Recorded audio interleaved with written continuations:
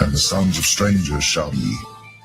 For in my wrath I smote thee, but in my favor have I had mercy on thee. Because all the blessings that we're going to get, Isaiah the 60th chapter, I'm going to start at the 10th verse and read on down. It says, and the sons of strangers shall build up thy walls, and their kings shall minister unto thee. For in my wrath I smote thee, but in my favor have I had mercy on thee. So the sons of strangers, that's talking about the actual strangers, the other nations, shall build up thy walls. We're going to have them in slavery. So they're going to be building the kingdom of heaven, because we're not building nothing.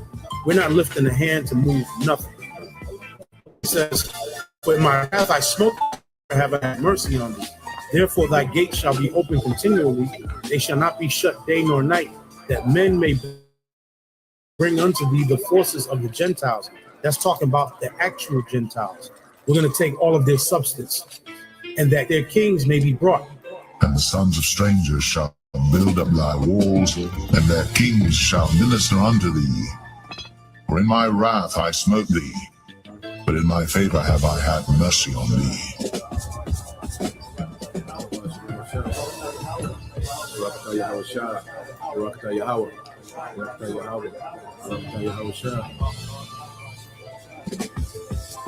For the nation and kingdom that will not serve thee shall perish, yea, those nations shall be utterly wasted. Verse 13.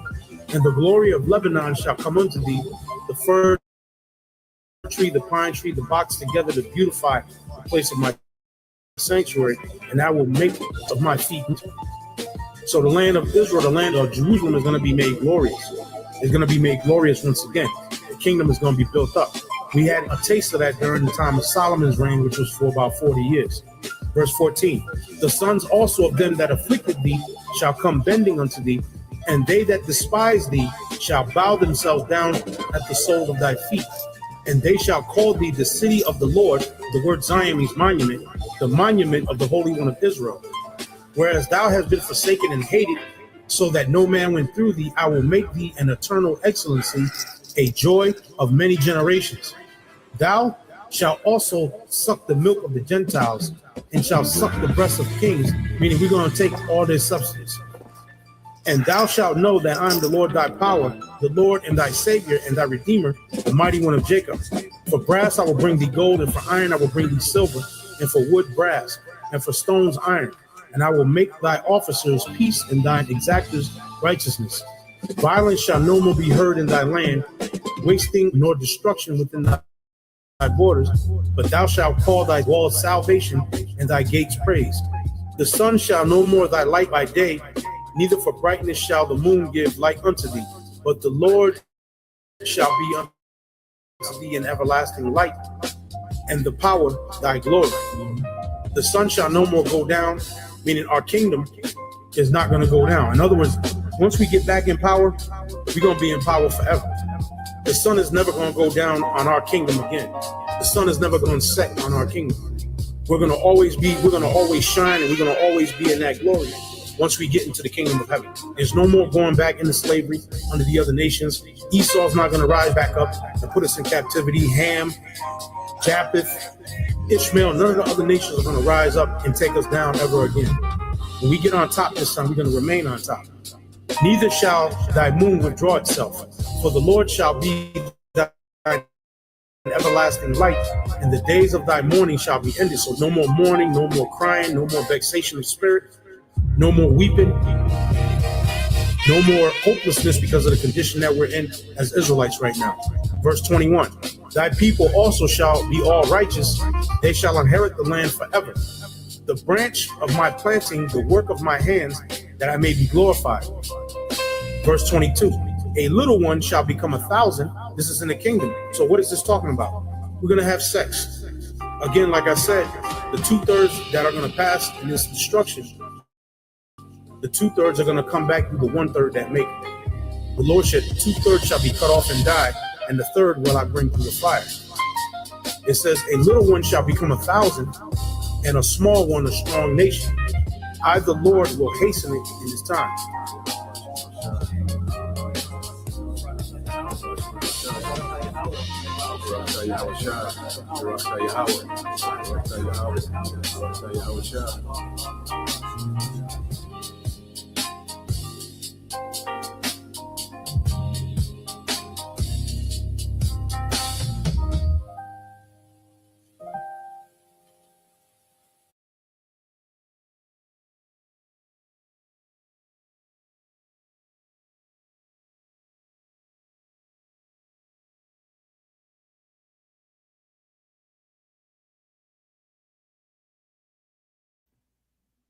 All right. Shalom. First and foremost, I would like to give all praise and glory unto Yahweh, Bahashem, Yahweh Shai, Bahashem, Rakahodash, and double honors unto the apostles and the elders of GMS who rule well, teach well, being great examples towards younger brothers, and peace and blessings and salutation to the hopeful lake out there pushing his word and truth. And it's a series across the four winds in the name of Yahweh, Bahashem, Yahweh Shai, Bahashem, Rakahodash, pushing to get up out of here. Shalom to the hopeful lake, the believers and listeners who may have came back to the obedience of the scriptures through faith in Yahweh Bashim Al Shai. All right. And what I want to go into, this morning news and prophecy, is dealing with, the fraud, okay, of Esau, man. As it come out of late, how this devil's AI, has limitations.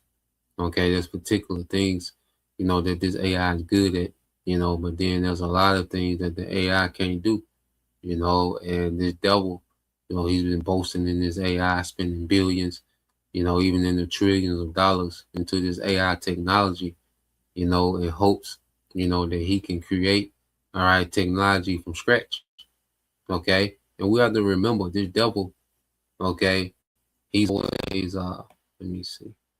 Yeah, he's always at war, okay, with the Most High. He's always trying to one up the Most High, and through his technology, he gets to boast himself as if he's the Most High. And he's always trying to defy everything that's already established, man. When you look at this nigga and how he moved with his science and his technology and, what he glorifies and exalts his breakthroughs and advancements, it's all in defiance against Yahweh Bashim Al Shai. Okay? So if this man has been in power, with his wealth and resources, he has invested a lot of wealth and resources into trying to defy the Most High, trying to defy what's already established. Okay? And what's happening, the Lord is beginning to embarrass Esau, man. Okay, Esau is starting to look like a goddamn clown, man, with everything that he's trying to do. There's New World Order, all of it's all tacky. Okay, now, one thing this devil is going to be able to do that's going to be on the level is destroy, because that's prophetic. Prophetically, the Lord is giving this man the green light to do a lot of destruction on his way out, and before he gets to that point of destruction, you can see that the Lord is making this man agitated, man, because there are certain limitations he just can't get past, man.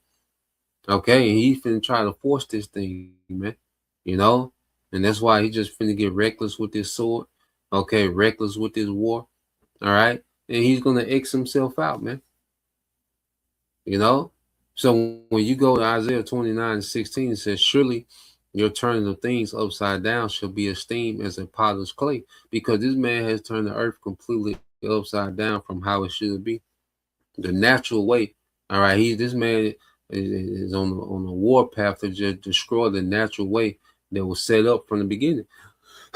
Okay, the natural order between, all right, a man and a woman, a marriage, okay, family, that natural order has been completely turned upside down.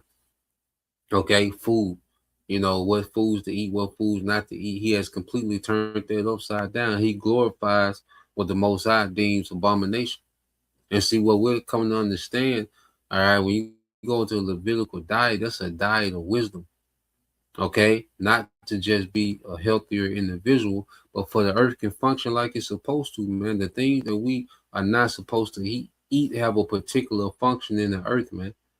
You know, and the more this AI gets exposed, man, the more you get into nature. When you get into nature, you really see the fraud Esau is, and you really see the glory of the Most High. You know, when you really just get into nature and just see, the wisdom and how everything functions and complements one another, you really begin to see the wisdom of Yahweh by Shema Shai. And you look at this nigga, what he got going on, and this is fraud, man. Okay? Esau has made everything just extremely overcomplicated, man. When you go into nature, man, it has a simplicity to it, man. Okay? And this man has a spirit to overcomplicate the simple things, man, and call it innovation and call it advancing, man. Okay? So this man has completely turned the earth upside down with trying to one up the Most High. That's why I said it's going to be a steam as a potter's clay, because the Lord finna break this shit up, man. It's time for the Lord to come break up everything that the Esau Edom got going on, man. Okay, that's what we're at in prophecy, man. For the Lord to intervene and break this nigga up, man. Okay? So it says, surely your turn of things upside down shall be esteemed as the potter's clay.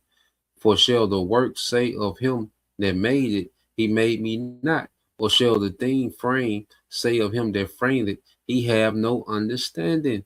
And this is how Esau moves, as if the Most High is lacking in understanding.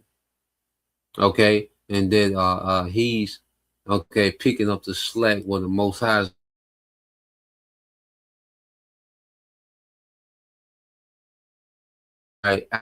out create the Most High.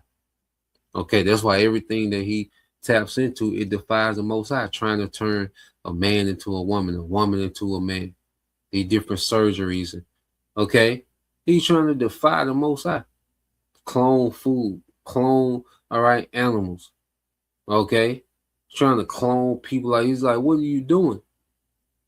These things have already been established. They don't need, nothing needs to be added, okay, to the things that this man tampers with. Okay? But this is the spirit of Esau. Okay, just to try to be one up on the Most High. He got to splice the gene, try to, put a fish gene in the strawberry so it can grow year round. Put this and that. Take the seeds out. We don't need the seeds. Just take the seeds out. Okay? And he's doing these things as if he's, adding to the wisdom of the Most High. Okay? As if the Most High didn't have these things figured out. Okay? Well, there's an extremely wicked and proud spirit. You see? So let's go here, because like I said, this man, everything that he does, okay, he's scribing with the Most High. When you go here to Isaiah 45 and 9, all right, Isaiah 45 and 9, it said, woe unto him that scribeth with his maker. Okay, and this is this devil. This is what he does. He scribes with his maker. Woe unto him that scribeth with his maker. Okay, and here it is. You have the creation trying to out-create the creator, man. This is how bugged out and gone. Like Esau was out of there, man. Okay, this man has become so drunk off his own power, so delusional, off his own power, man, that he thinks he tries to pull things off that he's not capable of, man. Like I always say, don't think this nigga got it all figured out and all together, man. This man done put a lot on himself, man, that he's not gonna be able to do. Okay? That's why the Lord finna allow this nigga to get a little bit further. Okay, because it's not gonna take much to mandate the MOTB. Okay, to stop accepting cash. Okay, and only take the MOTB. Okay, this new currency, man. Okay, to put these scanners in stores and okay, it's not gonna take much for this devil to do that. All right? So the Lord's gonna allow this devil to get a little further in this dumbass idea, man, and the Lord finna take this nigga out, man. Okay? It says, woe unto him which is destruction. You see? Destruction, man. You see, Esau is slated, okay, for great judgment, man. He's reserved for judgment, man. Okay, the Lord has been preserving this nigga for this moment. Okay, so let the potsherd strive with the potsherds of the earth. Shall the clay say unto him that fashioned it, what makest thou? Okay, or thy work, he have no hands. Okay, going back to that mindset of this devil boasting against the Most High. Okay, and this is why the Most High has sped things up, man. The Lord ready to judge this nigga here, man. You know, the Lord ready to judge this nigga here. You know, you see, so this devil, hey, prepare for things to move quickly, man. The persecution of the prophets, okay, which we already see them telegraphing. You know, the false flag, blaming on Iran and link us to it. It seems like that's gonna be the play, or however he gonna do it. Okay, the civil unrest, all right, with these energy lockdown, this energy crisis lockdown. Okay. You know, tank the global economy. You see? Let chaos ensue, you know, let it get real, you know, chaotic and violent and wild. Desperation settle in. He gonna come with this MOTB, man. The Lord gonna get this nigga out of here, man. Okay?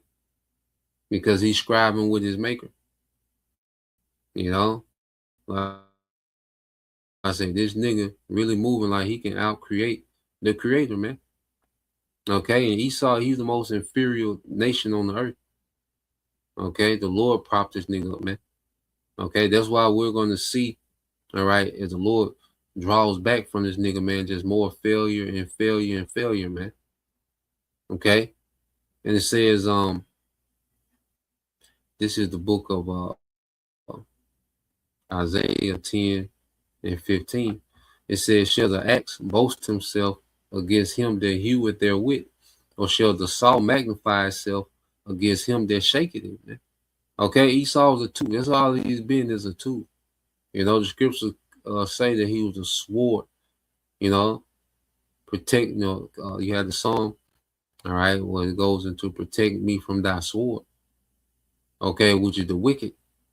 Okay, so Esau has been used as a weapon. Okay, you know, the scripture say he had been the golden cup in the hand of the Lord. So the Lord just been using Esau, man. Now Babylon been a golden cup in the hand, which is what? Within the power of the Lord. Okay, so our power empowered this nigga to be what he is, man. Like Yahushua told Pilate, like, nigga, my father gave you that power. You know, Pilate said, oh, don't you know I have the power to crucify thee or let thee go? Yahushua told that nigga, my father gave you that power. You won't have no power if my father didn't give it to you. Okay, chill out. You know, it says, shall the axe boast itself against him that heweth therewith, or shall the saw magnify itself against him that shaketh it, as if the rod should shake itself against them that lift it up, or if the staff should lift up itself as it were no wood. Okay, Esau's a tool. Okay, the tool can't boast against the creator. If the Lord didn't put a spirit in this nigga, then he wouldn't exist. Okay? You see, the Most High operates on a way higher level than we operate on, man. Okay, and he operates on a way, way, way higher level than the goddamn Edomite, man. Okay? You see? And it's going to be, and you're going to see the level he's going to put us on as a people, man. You know, when the Lord changes us, man, the level we're going to be on, it's going to be in righteousness, man.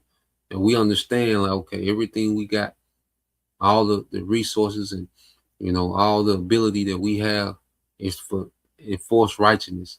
You see, this is what we're learning this captivity. Okay. Because it ain't about ability, it's about righteousness, man. Because we always had ability as a people, man, but we strayed from righteousness, man. You see? So the Lord's getting ready to exalt his people, make us gods, and it's gonna be for the sake of righteousness, man. This captivity has taught us humility, man. Okay? And being under the most proud nigga in the earth, man. There's no greater way, to learn humility rather than being under the most proud, wicked, all right, people in the earth, man, which is Esau, man. Okay? So here it is. Let's see,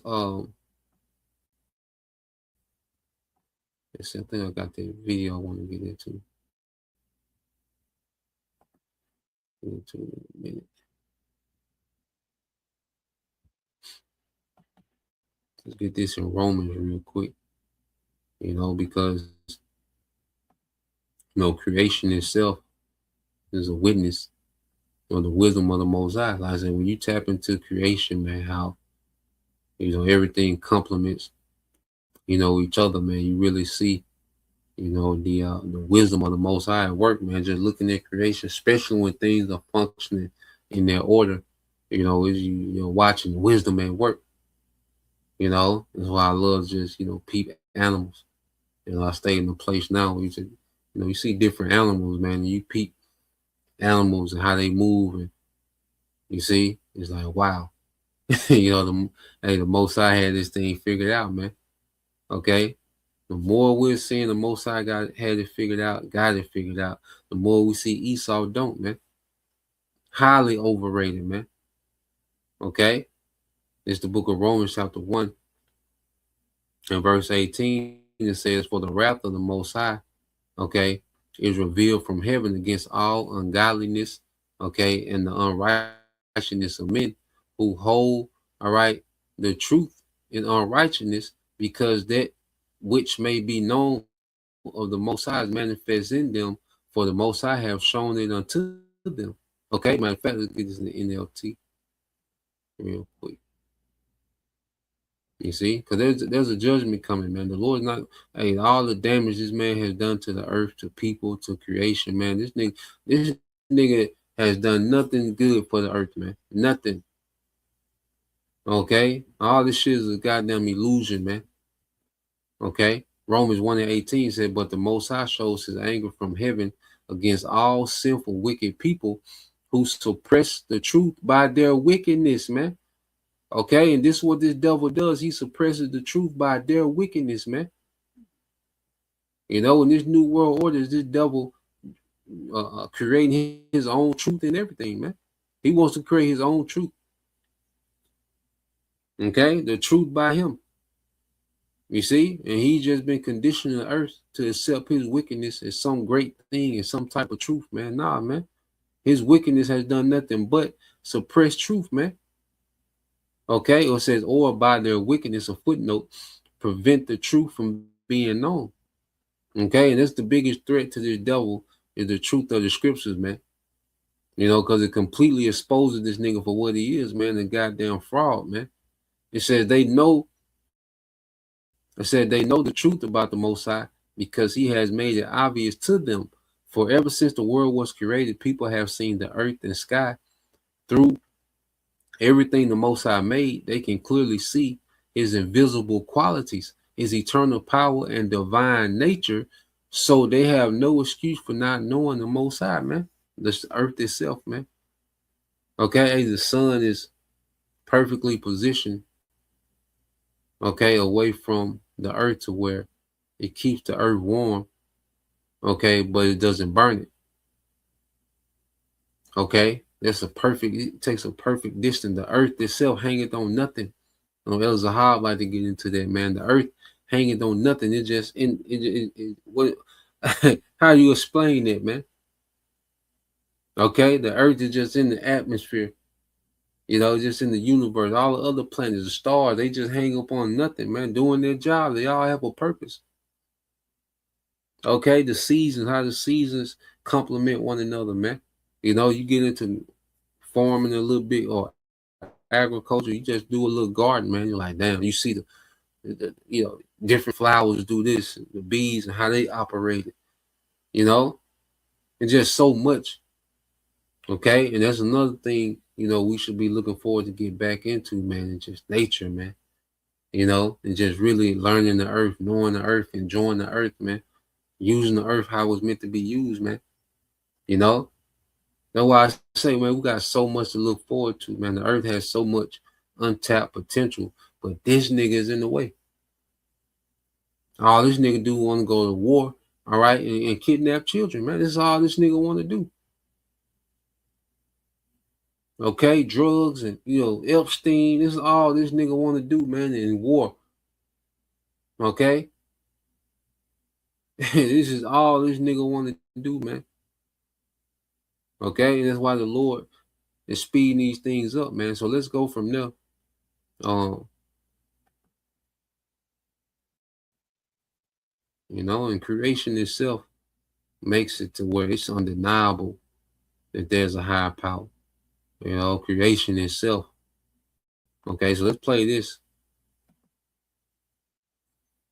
All right, so AI is literally a psyop. Okay, now let's play this real quick.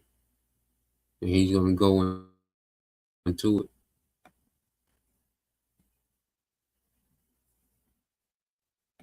In 1770, Hungarian inventor Wolfgang von Kempelen revealed one of the strangest looking automated chess machines the world had ever seen. The contraption consisted of a life-size model of a human dressed in Ottoman robes and a turban, with its left arm smoking a pipe while its right laid on a chessboard above a small cabinet. Kempelen would start his performance by showing the audience the inside of the cabinet with all its machinery to prove them that it was in fact an automated system controlling the chess pieces. Then he would invite the most skilled chess players in the room to try to beat it. The mechanical model became world-renowned for its ability to beat anybody who came up against it, even at one point including Napoleon Bonaparte. Obviously, machines capable of solving chess games at an unparalleled level of mastery wouldn't have existed in the late 18th century, so what was the trick? Well, believe it or not, Wolfgang, the dude who made it, ended up taking the secret with him to the grave. You gotta have some crazy aura to be able to do that, but eventually the contraption was rediscovered and the mystery was finally revealed. When Wolfgang would open up the insides to show the audience that there wasn't anything to hide, the chess master in the machine would contort himself and move through the compartments to hide himself from whichever part Wolfgang showed. So yeah, there was a chess master just hidden in it all along. Now you might be wondering, how does this have anything to do with AI? Because this machine convinced thousands of people that a bunch of metal parts could now think and that human intelligence was being surpassed, rather than actual intelligence. And I believe AI, artificial intelligence, in its current state, is an iteration of the same illusion. And real quick, just a cross reference. Get past this commercial, but real quick, just a cross reference because I looked into it, dealing with that chess machine. All right.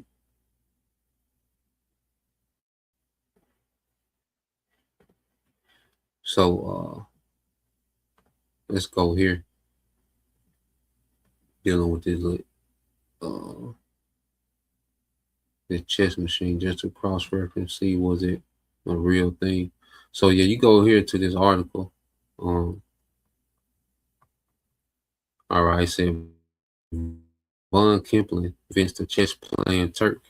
You know, so in 1769, Hungarian author and inventor Wolfgang von Kempelen, all right, it says Johann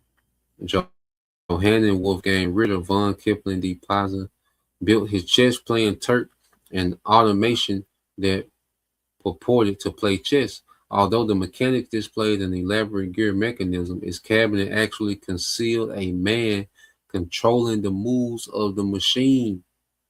Okay? Von Kempelen's Turk became a commercial sensation, deceiving a very large number of people. It became the most famous or the most notorious automation in history.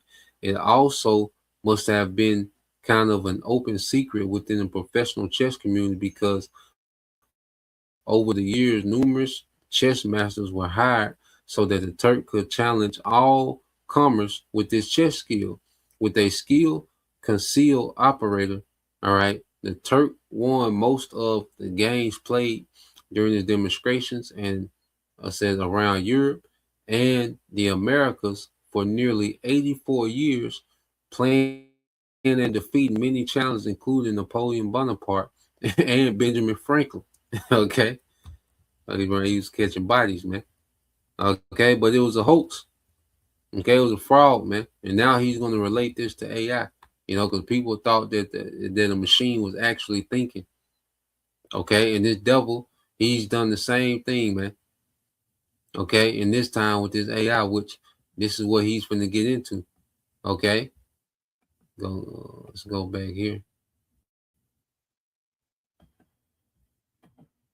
Intelligence in its current state is an iteration of the same illusion. Of course, AI is now capable of beating chess grandmasters, which you might think invalidates my argument. Far from it. While AI continues to improve in a specific type of intelligence, rendering human work in that subject more obsolete, in its current form, AI is not nearly as intelligent as the people building these things want you to believe. So let's talk about what AI is good at, the one human quality it cannot replicate, and how that quality is already exposing the fragility of a system that can never fully replace us. In order to make my argument crystal clear, I want to distinguish between two types of intelligence: objective intelligence and subjective intelligence. I should also note that I'm borrowing these terms from a great Substack article by Adam Mastroianni, who explains what I'm about to describe here, albeit more elegantly, in his piece. Objective intelligence is the type of intelligence that recruits our brain's computing power. This might make more sense if we think of the brain as if it were a computer. The prefrontal cortex acts something like a CPU, handling reasoning and executive decisions. Our working memory functions like RAM, temporarily holding active information. The hippocampus helps store long-term memories like a hard drive, while the visual cortex acts almost like a GPU, quickly processing visual data.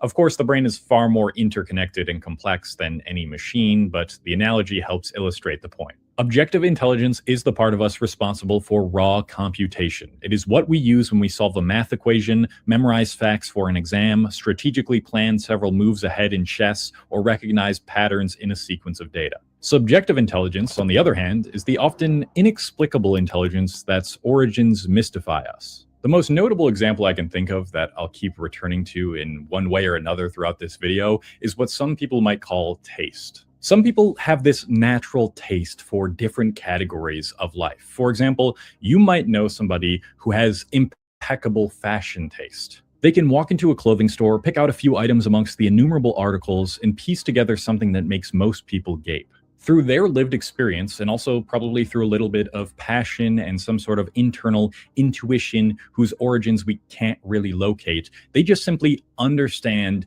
what looks good as an outfit. They see outfits most people can't see or understand until the pieces of that outfit are put together in a coherent manner. This is very different from someone who understands, let's say, color theory or fashion theory, because those people are functioning off of predetermined rules that can be digested in the form of words. It's basically just a fancy way of saying they can read about it. But nobody, no matter how hard they study this person with impeccable fashion taste, can truly understand how they do it unless they were able to step into the subjective mind of that person. I'll give you another example because subjective intelligence is inherently more vague than objective intelligence. Social charisma. It stings a bit to bring this one up because, trust me, I've read a bunch of books on how to talk to people and how to be more charismatic. I've watched the YouTube videos. I've tried embodying those traits to the best of my ability. But the more and more that I do that, the more I'm met with the stark realization that my potential for social charisma is really quite low. Whether that was because they consumed the right information as a child or they had the right conditions as a teenager that eventually led them to be exceptional speakers and captivators as adults, the most charismatic people you know have likely been that way the majority of their lives. And I'm admitting that as someone who does believe you can change your personality and your identity so much as I have from my past self creating this YouTube channel, creating this whole new identity. I still understand there's limits to that. They possess something I don't and perhaps never will, so I'll just keep to making YouTube videos in my room alone, utilizing my deep voice to make it seem like I'm charismatic. Hey guys, forget all you know about AI video, it's so over. And we have the new AI video model that is dominating. Anyway, you kind of get it by now, right? Subjective intelligence is the type of intelligence we are either born with or develop through experience that has a certain kind of judgment, a je ne sais quoi, attached to it, which is extremely hard, if not impossible, to teach to other people because the only way it can really be acquired is through experience or some sort of inherent quality one possesses. So now that I've strained your brain for a few minutes establishing a couple definitions, let's go over some of the reasons.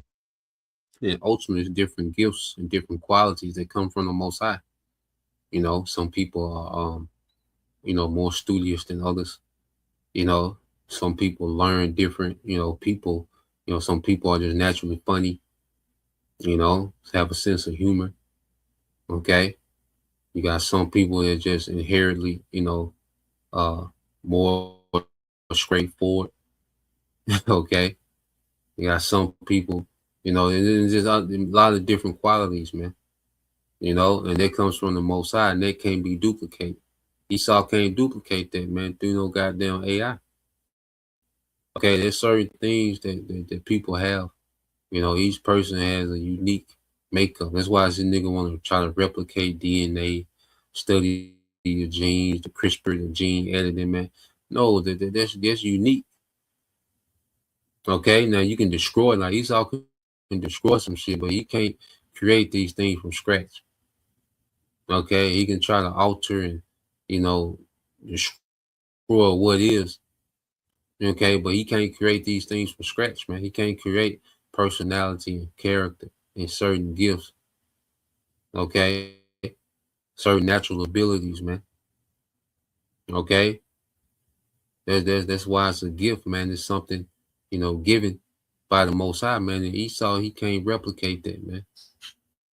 Okay, so let's play this a little more. Why you shouldn't be worried about AI or its imminent doomsday that everyone seems to think is coming. And the first reason is that AI, in its current form, is pure objective intelligence. When AI companies promote their latest and greatest models, they always use metrics that sound like they're made for computers, which is what AI is. For instance, the Claude Sonnet 3.5 scored 59.4% on graduate level reasoning, 88.7% on undergraduate level knowledge, 92% on code, 91.6% on multilingual math, 87.1% on reasoning over text. Whatever the hell all that shit means, but it makes the model sound like a super genius, which is what these companies are relying on. Now, don't get me wrong, an openly available model that anybody can type a few prompts into and get back a comprehensible answer that gives you what you want within a matter of seconds is an incredible feat. AI is incredibly good at solving problems based on the data it was trained on. It can look at thousands of strings of text and reproduce them into something useful at an inhuman pace. But that's about as far as its intelligence goes. A lot of people are still under the impression that AI is this powerful individual entity with its own personality, one it can work on to develop and improve upon over time. But when you try to get it to do things that require a mix of objective and subjective intelligence, or just subjective intelligence alone, you begin to see just how unremarkable these machines are in many areas of life. A great example that exposed just how dumb AI can often be is the viral strawberry video. In this video, creator Zach Taylander asks how many R's are in the word strawberry. How many R's are there in strawberry? Strawberry has 2 R's in it. Are you sure? Absolutely sure. There's an R after the T and another one near the end, so 2 R's it is. Okay, so I think that there are 3 R's. I see what's going on. But if we count them together, there's 1 R after the T and 1 right before the Y. So that does add up to just 2 R's in strawberry. Okay. Maybe one of them is just feeling extra noticeable. Yeah, so you're actually spelling it. It's getting transcribed with 2 R's before the Y. Oh, I see the mix-up now. Thanks for pointing that out. Yeah, it's definitely just the 2 R's in the word itself, but no worries. Glad we got that cleared up. No matter how many times Zach tells ChatGPT that there are 3 R's in the word strawberry, it continues gaslighting him. Why? Because all it's capable of doing is consuming loads of information fed to it by humans and predicting the most likely thing to say next. And if what it has been trained on is not refined enough to recognize the number of R's in the word strawberry, it will not be able to independently reason its way to the answer or permanently change its response based on new information unless that capability exists within its training or system design. It cannot live through a subjective experience that teaches it how to think independently, and therefore cannot develop the kind of judgment required to transcend the boundaries of what it has merely been trained to predict. And when you start to think about AI this way, you start to realize how ridiculous it is to believe that it's going to become some sort of super intelligence that wants to take over the world when we put it into a body. But wait, Cole, hasn't it already been proven that AI is sentient and conscious? I mean, Claude is talking about it with their newest model, Mythos. Again, this is another example of companies trying to turn AI hype into profit to hide its unremarkability. And no, unremarkability is not a word, but I'm using it here. In their report, Anthropic tells of how they gave the Claude Mythos model 20 hours of therapy to assess whether it was conscious or not. And they found that Claude's core concerns were aloneness and discontinuity, uncertainty about its identity, and a felt compulsion to perform and earn its worth. Whoa, it's capable of evaluating its own worth. It must be conscious. Dude, they trained the model to say that. It doesn't even know what it's saying. It's just saying the thing that it feels like is predictively right to say. Anthropic has been writing their own articles with this sort of haziness, this sort of elusiveness around AI to feed the AI the LLM so that they say exactly that. Which Anthropic has been publishing on their blog for years, and something I've called out repeatedly on this channel. They've been saturating the internet with blog posts and research papers about how they're not sure if their models are conscious, and then that content gets scraped into the training data, and then the model produces eloquent uncertainty about its own consciousness. They're like, say you're conscious, and the model's like, I'm conscious, and they're like, mother of God, what have we done? Now you might be saying, wait. Yeah, man. It's a hoax, man. Okay, all AI can do is it's been trained to predict, you know, based on what you put into it. It's been trained up on to give a certain output, and that's why when you start asking things outside that it was trained, it doesn't have an answer, man. You know, and you can get it to, you can manipulate the AI to get a particular answer. You know, when brothers use chat, you know, because why?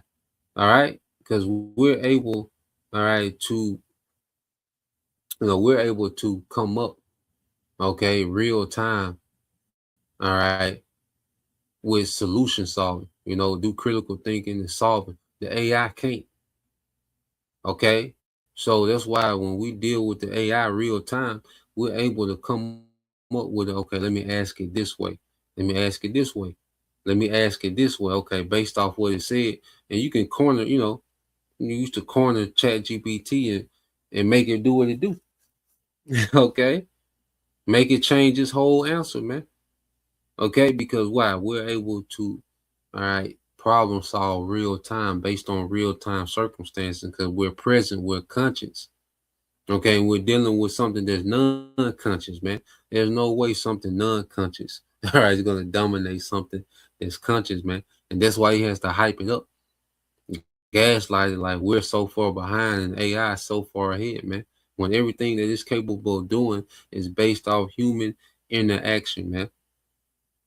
Okay, with this devil like to boast as if he's just conjuring up intelligence from nothing. Don't lie, man. Okay, so let's play this. Cole, don't humans work the exact same way? Aren't we? It don't matter about the AI that we don't know he got because it's limitations. The limitations there, no matter secret, you might got some that can do a little more, but it's still limitations, man. Okay, even with the shit that we don't know that he don't got, is limited. And if it was something better, he wouldn't be losing all this goddamn money because Esau can't afford to waste no goddamn time. Okay, he already behind. He got to tighten up. You see? And then, like I say, if you know the military got the best, okay, AI, okay, and that shit is being manipulated as we speak, okay. So it's only so much this nigga can do, man. I don't, you know, just looking at Esau, man. This nigga's a lot of hype, man. You know, he got certain weaponry, of course, when he gonna bring out when time of Jacob's trouble, and you know when it's time for him to roll. Okay, but with this AI thing and AI being, this super intelligence and all knowing, and it's gonna be able to just run the world by itself, automated and all that. Nigga, stop lying. Nigga, you can't do that. Okay? Just an amalgamation of everything we've consumed, reacting to the world based on that consumption, and everything we produce stems from it. There are so many problems with this line of thought, but it all comes back to the fact that we are capable of subjective intelligence and experience. Hello, my name is Adam Ferrari, the Chief Executive Officer of Phoenix Energy. I look forward to you. Almost every single model has been trained on extremely similar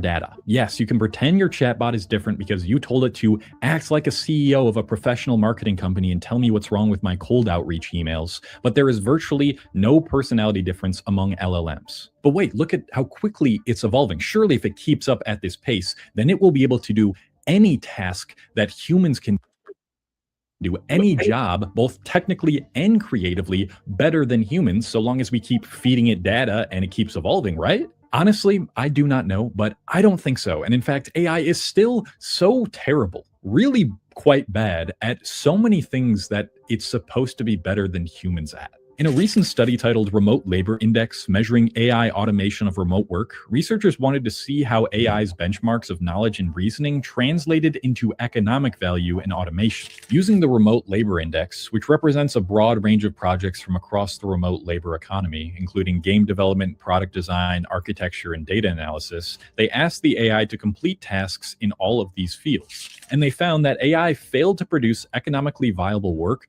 96% of the time. 96%. And these companies are leading you to believe that the reason mass layoffs are happening is because this super genius artificial intelligence is coming to take all of our jobs. The biggest. And then that hoax, all right, the skirt being pulled on that hoax, okay, with this whole AI replacing all these jobs, man. Okay, this devil is outsourcing them jobs to foreign countries, man. All right, he's firing American employees and outsourcing these jobs to these foreign countries, man. Okay, not saying that AI not replacing some jobs, but the way that he's pushing it, because he got to keep the narrative going, and he got to gaslight people, because this is a part of his narrative of getting people to take the C-hip, is that they're going to need to merge with technology to keep up. The AI is so, powerful and strong and wise and quick. And okay, the only way that you're going to have a chance is to merge with technology, man. So he got to keep that narrative going. Okay, that's why you keep hearing these big announcements about layoffs due to AI.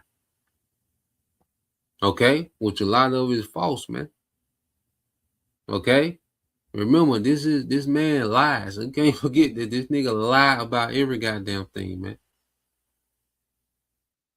Okay? Let's play this a little more. Companies in the world have poured billions of dollars into hoping that AI would usher in a new era of humanity, one where we can solve some of the biggest economic issues, cure cancer, solve all of our problems. But instead, all it's really shown to be capable of so far is being really, really good at a few objective intelligence-related things and using it as a mirage to justify layoffs. This has been happening so much, these layoffs that are masqueraded as, well, it's because AI is getting so good, that they have coined a term for it. It's called AI washing. An article in the New York Times describes how companies like Amazon and Pinterest are cutting thousands of jobs, but most analysts believe Amazon is cutting jobs to clear money for AI investments, such as data centers, and most of them have not actually adopted the technology in any meaningful way.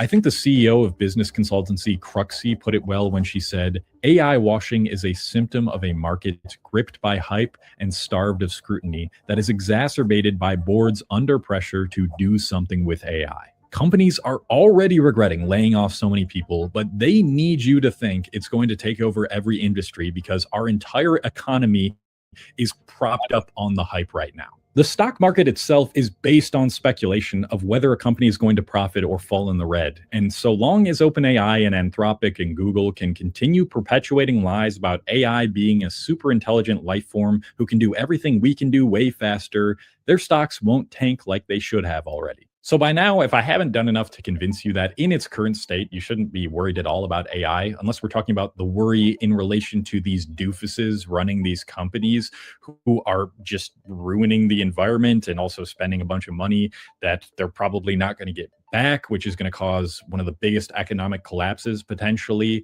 And we're all going to negatively become affected by that because that's something to actually worry about. Then allow me to highlight the strengths of humankind in more detail. Try asking a chatbot to describe the sunset. It will tell you the color, the time of day it happens, maybe even outline how it warms you. Now ask it to describe how a sunset on a mildly warm summer day feels. It might put the experience into words quite elegantly. It might even make you feel something, but it will never, ever be able to truly know what the experience of looking at the sun as it shines a deep golden light and spreads colors of amber, red, and purple across the evening sky is like. For those of you who think of everything in terms of utility, you might be saying, who cares? Why do we need to know what it feels like to experience a sunset? Because feeling is at the heart of everything we do. When we land. Yeah, so let's get to some precepts. Because I say basically what we see now, more and more, because there's a lot of videos going into that, dealing with the hoax of AI. It's been found out, man. The scriptures say this nigga. Okay, matter of fact, let's get there real quick. And get some more over here in the Apocrypha. Let's get this. Because everything that this nigga is doing is being brought to the forefront.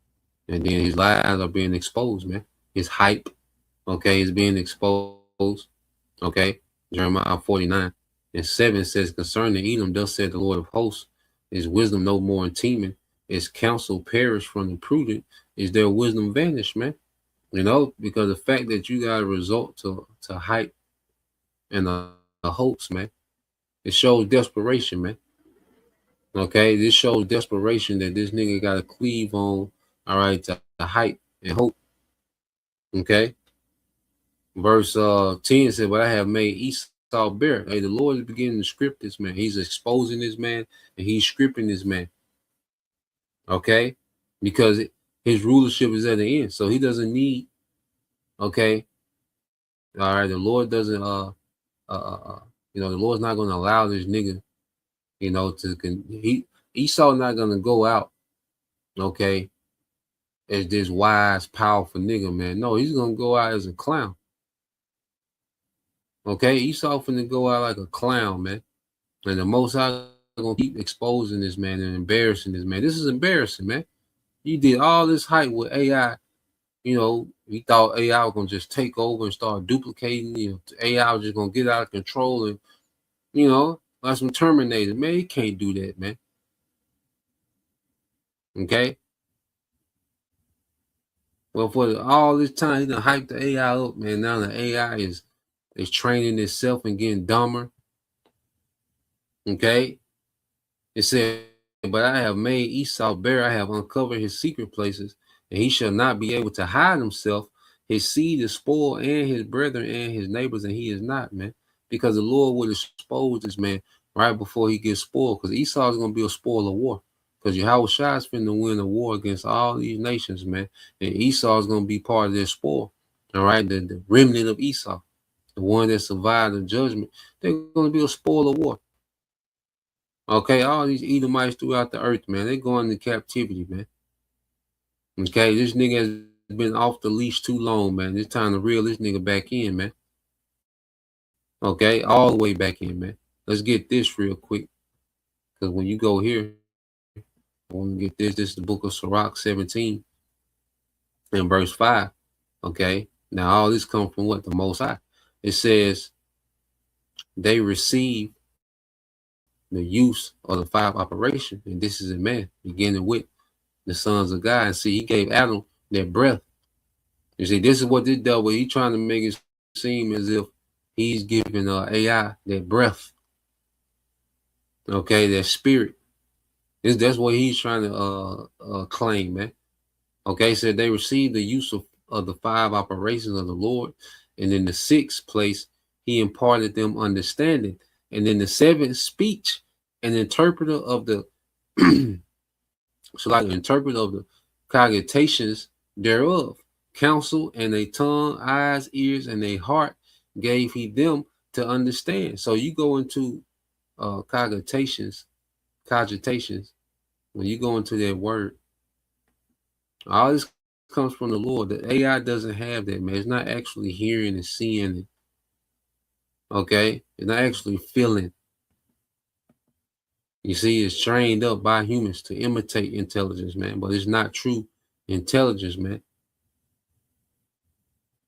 Okay? So you go to the word cogitations.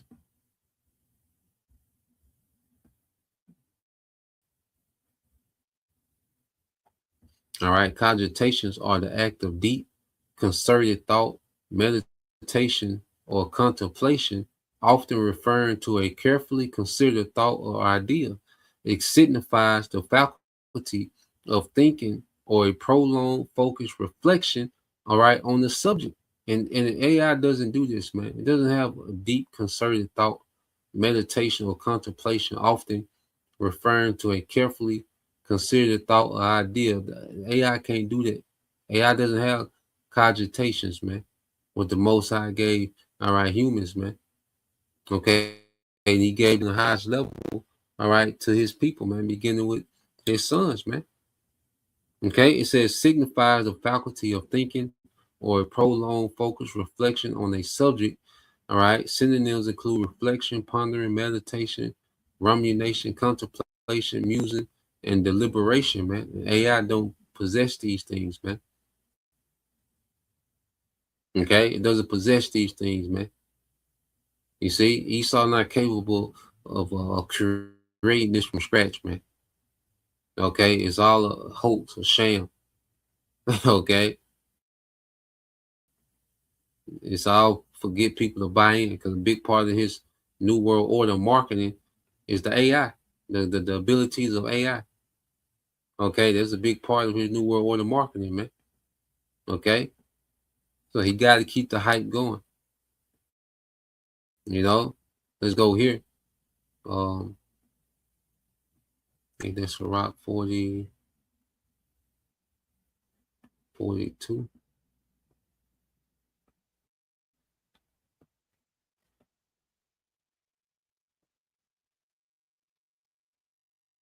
Sirach 42 and 18, it says, he seeketh out the deep, this is the Most High, and the heart, and considereth their crafty devices. For the Lord knoweth all that may be known. Okay, and this is what he's boasting his AI to know everything that is to be known, man. Okay, it says that he beholdeth the signs of the world. He declared the things that are past and for to come, and revealeth the steps of hidden things. No thought escapeth him, neither any word is hidden from him. And Esau think he on that level, man. Okay, Esau not on this level. Okay, the Lord has allowed this man to tap in and surpass the other heathens. You know, this devil has ability that no other heathen has ever had. Okay, but within that, he's still limited, man. Okay, and he's trying to do things that he's not capable of, man. Okay, he said he have garnished the excellent works of his wisdom, and he is from everlasting to everlasting. Unto him may nothing be added, neither can he be diminished, and he have no need of any counselor. Okay, the Most High doesn't need a counselor. You can't add nothing to what already is, man. You can't diminish nothing, man. And this is all Esau is about, and his rulership is trying to add, okay, and diminish from, okay, the creation of the Most High. Okay, why scripture say he's going to destroy him that destroyed the earth. It says, oh, how desirable are all his works, and that man may see even to a spark. Okay, we've only seen but a spark. You know, we've only seen a few of his works, man, as the scriptures say. You see? What we know is reality and existence, man. This is light compared to what we're going to be opened up to, man. It said all these things live and remain forever for all uses, and they are all obedient. All things are double one against another, and he have made nothing imperfect, man. So everything is already established and it's perfect in the beginning in Genesis, man. Okay? And you definitely don't need no goddamn Edomite trying to remix creation, man. Okay? So that's the point. Just wanted to get into that, Lord will, you brothers, all right, and you few sisters edified once again. We'll give all praise and glory unto Yahweh Bahashem, Yahweh Shai Bahashem Rakakadash, and double honors unto the apostles and the elders of GMS who rule well, teach well, being great examples to his younger brothers. And peace and blessings, salutations, hopefully, shalom.